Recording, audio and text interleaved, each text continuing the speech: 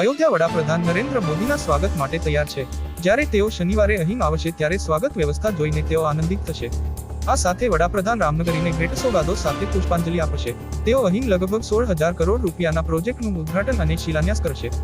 એરપોર્ટથી અયોધ્યા ધામ સુધી 15 કિલોમીટર લાંબો રોડ શો પણ થશે। આ દરમિયાન શુક્રવારથી જ અહીં ઉચ્ચ સ્તરીય સુરક્ષા વ્યવસ્થા કરવામાં આવી હતી। રાત્રિથી અયોધ્યામાં વાહનોના પ્રવેશ પર પ્રતિબંધ લગાવી દેવામાં આવ્યો છે। 3 કલાકથી વધુ સમય વિતાવશે પીએમ વડાપ્રધાન પોતાના પ્રવાસ દરમિયાન અહીં લગભગ 3 કલાક અને 10 મિનિટ વિતાવશે।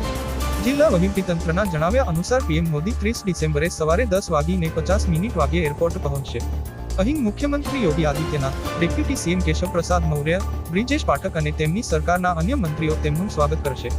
આ પછી તેઓ રોડ માર્ગે અયોધ્યાધામ રેલવે સ્ટેશન જવા રવાના થશે। પીએમ મોદી એરપોર્ટના ગેટ નંબર 3 થી નીકળશે અને NH રૂટ 27 ધરમ અને રામ પર 15 કિલોમીટર લાંબો રોડ શો કરીને સવારે 11:30 વાગ્યા રેલવે સ્ટેશન પહોંચશે।